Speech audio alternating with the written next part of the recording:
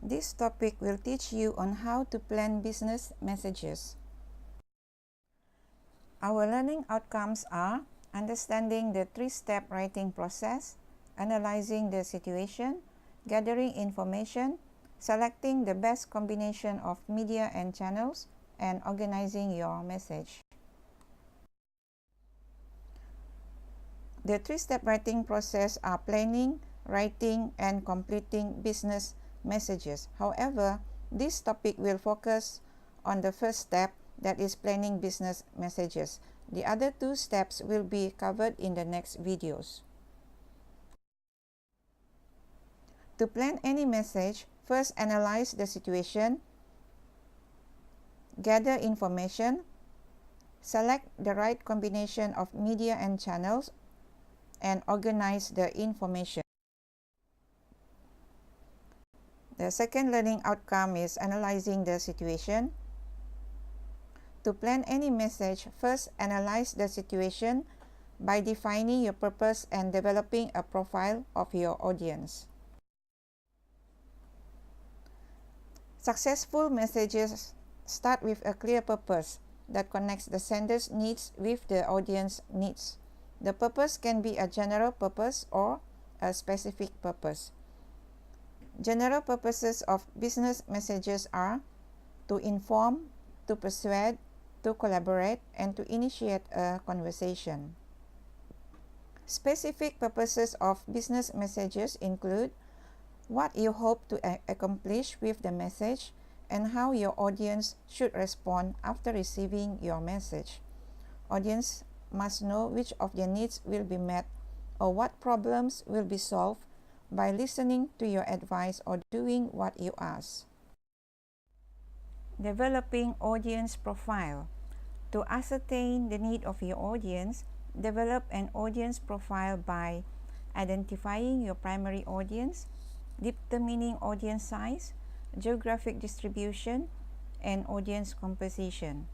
You also need to gauge audience members' level of understand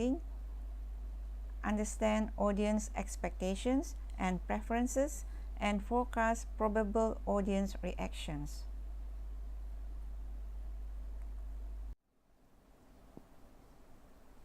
Our next learning outcome is gathering information, which is the second stage of planning business messages. Gathering information can be formal or informal techniques. You need to ensure the information satisfies the audience needs completely by delivering the right quantity and quality of information. Some techniques of gathering information are presented here. The first one is consider the audience perspective. Put yourself in the audience position as to what area they are thinking or planning, what information do they need to move forward. Listen to the community. There are community of customers, product enthusiasts, or other people who engage in forum or online discussions. Read reports and other company documents. For example, annual reports, financial statements, news release, blogs by industry experts, marketing reports, and customer surveys. Talk with supervisors, colleagues, or customers. Fellow workers and customers may have information you need, or they may know your audience interests. And finally, ask your audience for input.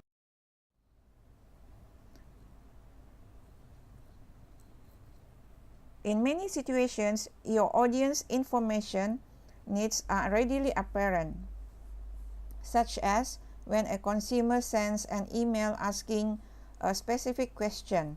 In other situations, you need to investigate your audience needs to find out what information is needed. Once you have defined your audience information needs, be sure you satisfy those needs completely. In addition to delivering the right quantity of required information, you are responsible for verifying the quality of that information. In doing so, ask yourself these three questions. Is the information accurate? Is the information ethical? And is the information pertinent?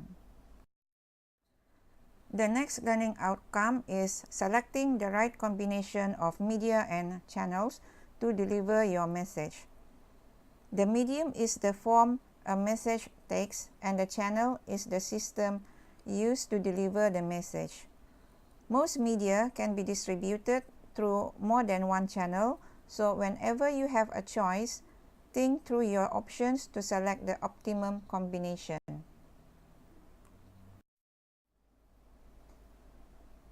Media can be divided into oral, written, and visual forms through digital and non-digital channels. Oral medium in-person channel includes face-to-face conversations, interviews, speeches, and in-person presentations and meetings. The digital channel includes telephone calls, voice call, and podcasts.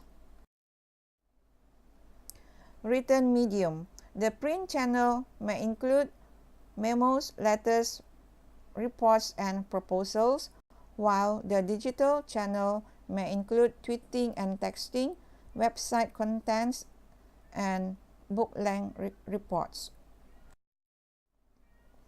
Visual medium print channel includes photographs, diagrams, charts, and graphs, whereas digital channel may include infographics, interaction and animation, and digital video. When choosing a medium for your message, select the medium that offers you the best fit with the situation and your audience. Your message is affected by factors such as media richness. Richness is a medium's ability to convey a message via more than one informational cue, facilitate feedback, and establish personal focus. The richest medium is face-to-face communication. Lean media restrict audience feedback and are not personalized. Formality. Your choice of media is a nonverbal signal that governs the style and tone of your message. Media and channel limitations. Every medium and channel has limitations, so choose carefully according to the situation and the audience. Urgency. Choose the medium wisely if a message is urgent. Cost. The expense involved in using various media is not only a real financial factor, but also a perceived nonverbal signal. Audience preferences. Make sure that you use the media your audience prefers. And finally, security and privacy. This point is important as digital communications can be accessed by other parties, such as hackers.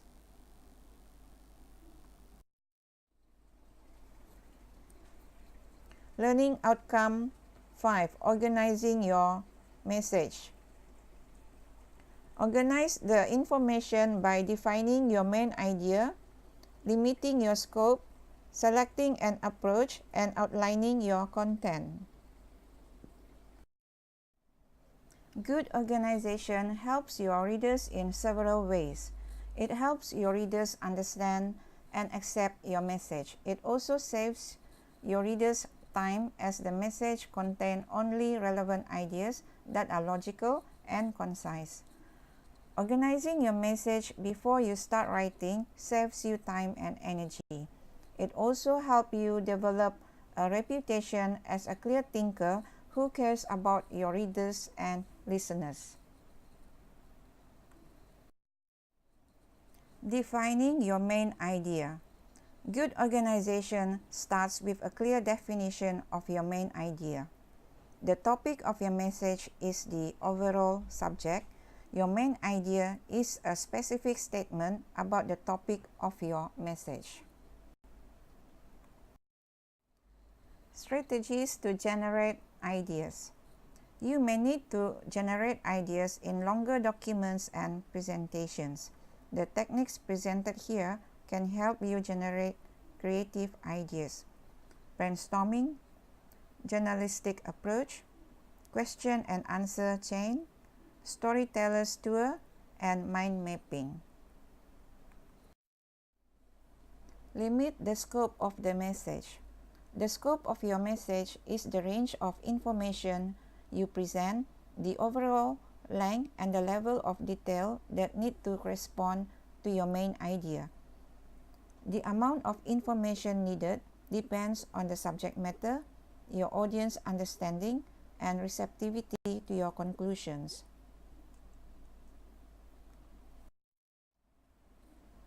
Once you have defined your ideas and outlined the structure of your message, you are ready to decide on the sequence you will use to present your points. With the direct approach, the main idea, such as a recommendation, conclusion, or request, comes first, followed by the message body. This approach is suitable for your audience who are neutral about your message. With the indirect approach, the evidence comes first, and the main idea comes later. This approach is applied when your audience may be uninterested in what you have to say.